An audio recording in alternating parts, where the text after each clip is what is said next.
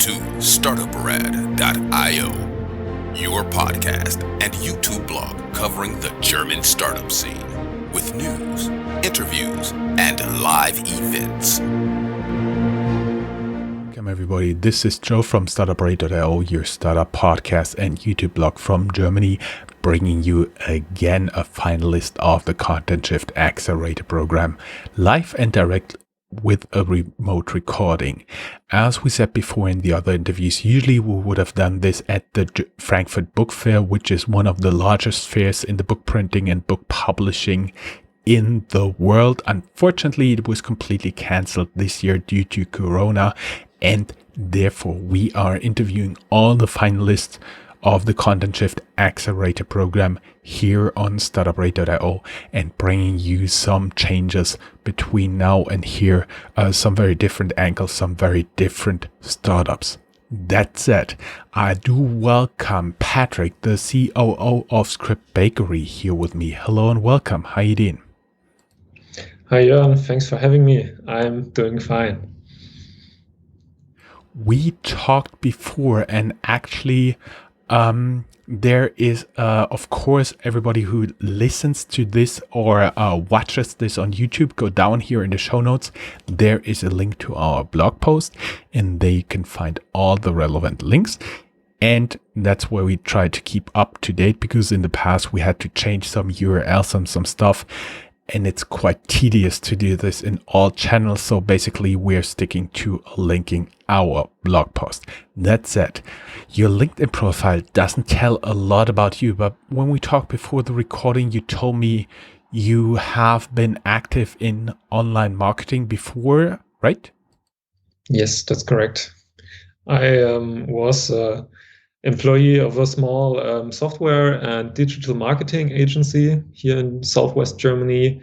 During my time in the university, I studied business administrations in Freiburg, and part-time I worked at the agency and did some Google advertising, did some search engine optimization, and also Instagram and Facebook advertising. What's your best hint for Instagram? What works best? I think Instagram is in dire need of authenticity. So don't overproduce everything. Don't make everything the best content you believe there is. Just make it the best you can actually produce. It has to be so relevant to your own brand. I see many startups trying to mimic the Instagram account of multi-billion-dollar industries and trying to polish it up. I think just stay true to your own brand, to what you actually are right now, and communicate that to your audience.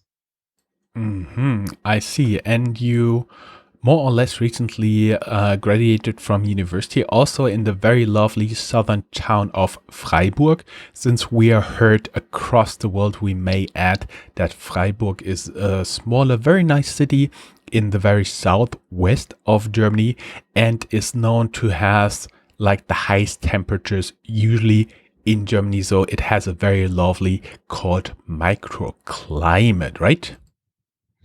Yeah, you could argue that Freiburg is the cosmopolitan Toscana area of Tuscany area of Germany. So we are actually blessed with very good weather. Even in Christmas times, we had degrees of 20 degrees Celsius. Some years ago, it's sometimes not very themey for Christmas, but many people like it. For the Americans out there, 20 degrees Celsius is 68 degrees Fahrenheit. That said, you actually made me smile. You actually made me laugh out loud when you said you got your job as COO of this company because you have a black belt in Kung Fu. Yeah, that's true. So it's a long story. Okay, first thing that came to my mind, you really need to beat your employees, but you said no, different connection, right? Yeah, actually, the beatings are not necessary right now, and I'm very glad about that. We get along just fine with verbal communications. And how did this black belt bring you to your current job? Yeah, okay. So it's a story about my boss, Jonas, the founder of Scriptbakery. And he actually trained at the same gym that I trained, but I was already graduated in the master program, you could say. So I got the black belt already, and he just joined the gym. And I had the responsibility to teach him the fundamentals of Kung Fu and martial arts. And he actually liked it really much. Also, I guess because of my teaching style, which he found to be a good split between, I guess, authority and friendship. So lead by example, but also stay very humble at the same time. I guess is a thing that you can compare between my teaching style in martial arts and my management style in Scriptbakery right now. Do you also think your martial arts experience, your martial arts training, did bring you some discipline, some learning abilities that you can use right now? Yeah, I definitely do think so. I can just say that it's very good for self-confidence, for stress relief, for dealing with very high pressure situations. Um, it, I just think to myself, if the things really heat up around me, I just think, what's the worst that could happen? Someone could try to murder me. I could die or something like that. And I'm actually not honestly, I don't didn't have to be in a situation where I had to defend myself actually, but I can actually say that I won't yeah get knocked out by the first punch that would hit me. And that's the same thing for business as well. Like right now, startup in the COVID-19 pandemic are very endangered, I would say. And it's just a thing like go on, take the hit, and keep going. I know what you're saying from my past working as a consultant. I can always say it really helps if you know you could just whack out the shit of this table. It really, really helps with the stress release. That said, you touched coronavirus, COVID-19. What is your experience with Scriptbakery or your other duties so far? What was the impact? Yeah, the impact on the book market was very huge, I would say. The big fairs got cancelled, Leipzig Buchmesse and Frankfurt Book Fair. It's a huge impact on every bookseller. We are having a small publishing house in our agency as well, and it's just devastating, honestly.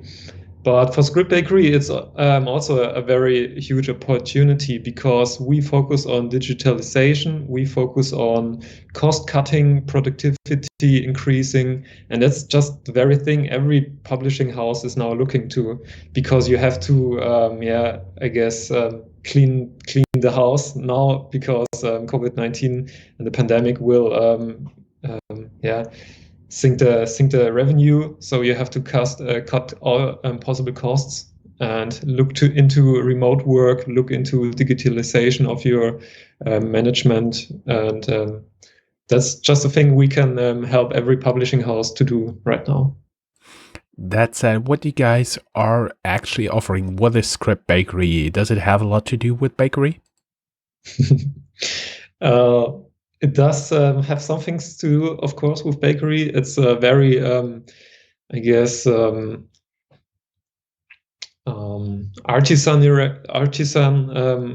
handcraftmanship tool, I guess, for publishing houses because it helps on a very fundamental, rudimentary thing that is manuscripts. Manuscripts are the very basis for every content there is, also, of course, for books. And we help every publishing house to receive these manuscripts in a digital way, to analyze them, to manage them, to get an overview of the manuscripts you already have. And then we can also help you to detect some manuscripts which will fit in your publishing corpus, like the things you already published, and which manuscripts would actually fit into that. So we try to help you make time for the more important things, because right now nobody has time to read all the manuscripts that the publishing house actually receives. We have a rough estimate about 98% of all manuscripts that publishing houses are getting right now are not being read because nobody has the time. A stupid question from somebody who's not in any way related to the publishing industry. Is it normally the case that there's like one department which has to deal with all the manuscripts that get turned in, like on request, paid for, or just random people dropping their manuscript all over because they in hopes to be published? Are those guys are actually, is there like a whole department full of chairs where people are sitting and just reading all the time? No, actually not. That would be way too expensive. Right now, there are, as I said, 98% that are not being read because many authors just send the manuscript by email. Of course, there's a lot of, I would say, not so good manuscripts that are being sent in, but also a lot of hidden gems, you might say. And it's the job of the editorial to actually look after these manuscripts if they actually get the time. Most often it's just a networking thing because authors get the connection to the editorial and can say to the editor, hey, please read my manuscript, give me some feedback. I'm very proud of it. Give it a chance, please. And that would be the case in which actually a manuscript gets read, because right now you get a huge amount of manuscripts, and you know only maybe 1-2% of these manuscripts are actually worth the time reading it. So you may get some practicants, get some volunteers into reading the manuscripts, but actually a full-time employee will never have the time to do it. Ha, too bad. That would be a dream job, sitting in the chair all day and reading. That would be great, even though you actually have to grade all the stuff you're reading, and actually you also like have to, as you say, read through less desirable scripts. I understand. And what does your software actually do? It just helps you, okay, I got this one, I got that one, I got this one, or does it have some like analytics capability? Yeah, the big cost-cutting thing is actually digitalization, that you actually have a manuscript receivement software which gets rid of all the analog process, because a lot of publishing houses, especially in Germany, are very conservative and still work with analog print documents. That's of course very cost intensive. Yeah, that's the management part, and we also have addition to it the analytics, and that's powered by artificial intelligence.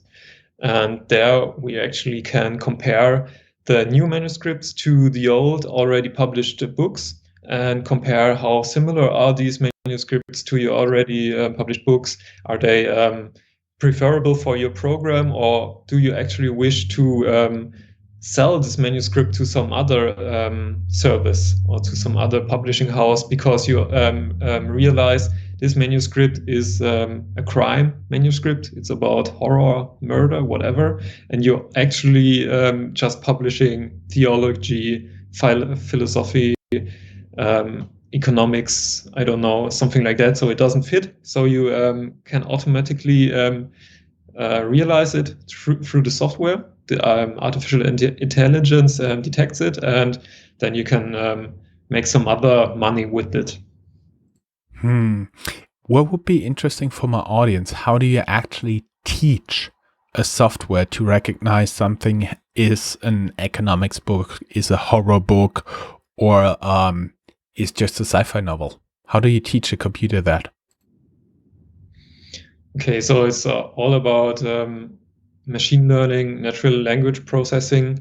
Our developers are in the field of linguistics, and they detect various variables around the manuscripts. So you have various facts or metrics you can detect. And of course, something like the amount of commas is very basic, but also already telling. And then it gets more complex, like a reading index, how complicated is the text actually written, and other facts. The basic thing is you look out for all these metrics. We even can try to detect some emotions you get when you read the text. So maybe you are reading some medical text and getting anger or frustration or panic, something like that. And it works with machine learning already, the published books.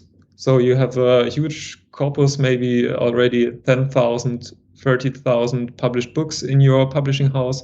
You detect all these books and you tell the machine beforehand, this one is crime. You are now going to read 1,000 crime books, and the machine will recognize similarities between all these 1,000 crime books and will then be able to tell a new book apart from a crime book or science book, whatever. So it's all about pattern recognition. One question I would have, how many thousands of books did you already put through your system? How much did you teach it? And which languages are currently working? Is it just German, English, Chinese, whatever?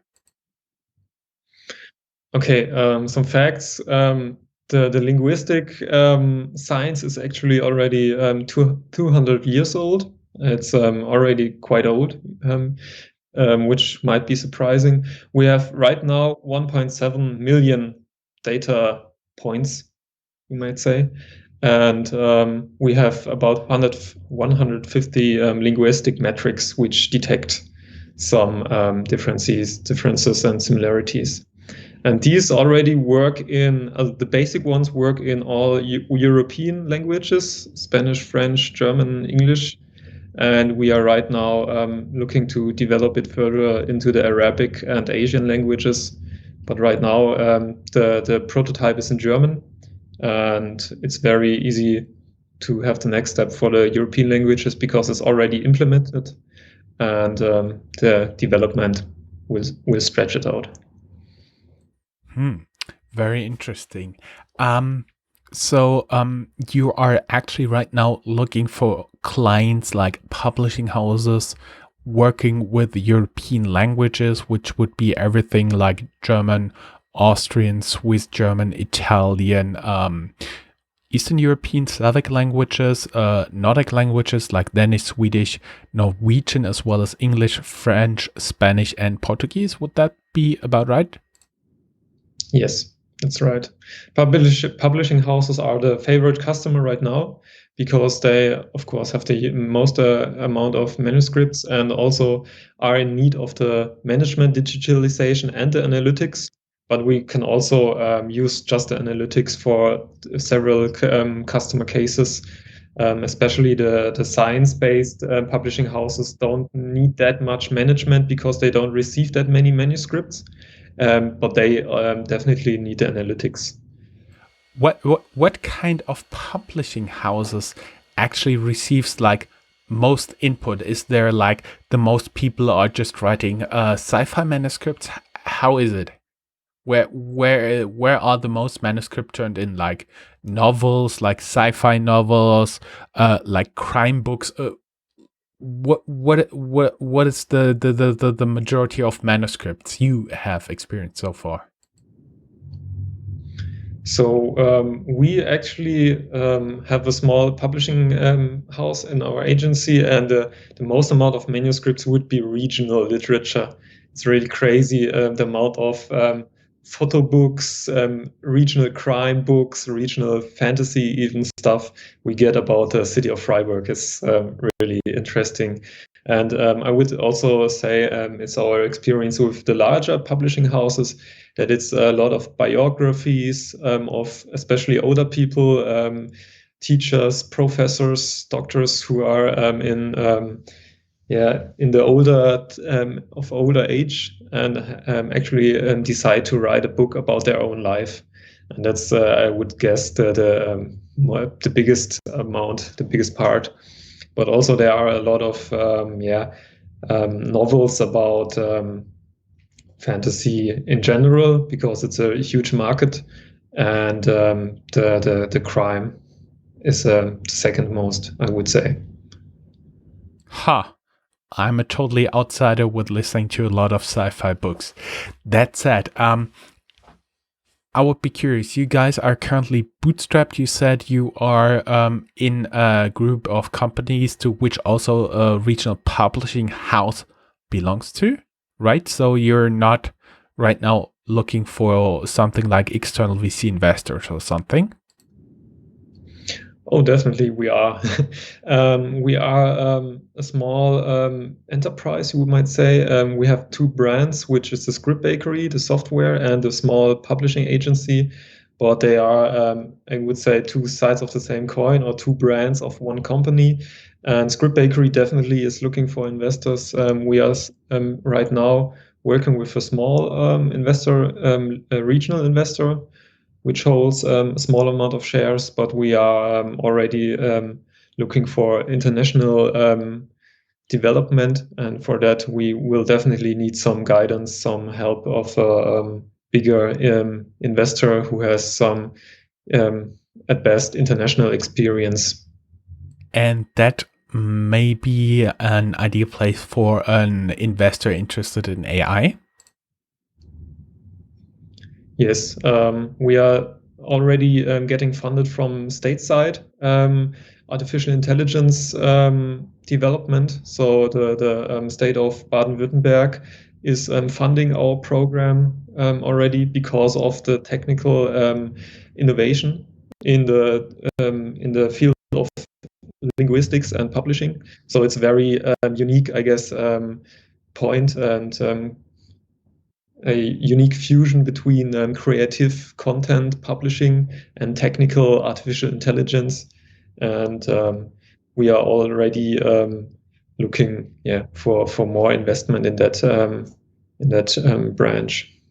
We may add, because most people are listening to this or watching this are actually from outside of Germany, and we may add that Baden-Württemberg is one of the 16 states of Germany. That said, you guys are part of the Content Shift Accelerator program. What kind of benefits did you derive from it, and what type of companies would you recommend to apply for the next batch? So Content Shift actually was very helpful for us. We have the advantage of having a lot of knowledge about the publishing market already, because we have a small publishing house in our agency. But the networking is the very biggest benefit of Content Shift. You actually are going to sit in a workshop together with about 8 heads of the publishing industry, and you really can say that the network of these people together stretches over the complete market. So you can actually reach everyone through these persons. And you also get a coaching. We have had a lot of very good experience with Coach Oke Schlüter. He is a doctor of a media and content campus in Stuttgart, and has a lot of knowledge, has helped us with our business model, with our marketing, with our go-to-market strategy. And also you have the networking through the other jury people and the other coaches, mentors. So I really can recommend it to everyone looking to get into the German publishing market. You also get a lot of knowledge about the market in general, which was not necessary for us, but also a good refresh anyway. And the reach through these events is also very nice. We will have a final pitch at the Frankfurt Book Fair, directed to every visitor, which is of course something you always take, because it's very nice. You get a lot of reach. We even got recommended for the follow-up program, which is international and Europe-based Creative Shift. So it's the same host, you could say, the Börsenverein in Germany, but it stretches all about Europe, and we are just getting started there with some other content branches. And it's very nice to get in touch with gaming industry, with audiovisual technology industry. So you get a lot of knowledge and networking through Content Shift and the follow-up program. Well, basically, that's everything I want to know for this interview. Only thing left for me to say is best of luck and good luck with the hunt for your next investor. Thank you. Thank you very much for the interview. And yeah, we are looking forward to get some investment, and then you will definitely hear from us again. Great. Thank you. Bye-bye. Bye. That's all, folks. Find more news, streams, events, and interviews at www.startuprad.io. Remember, sharing is caring.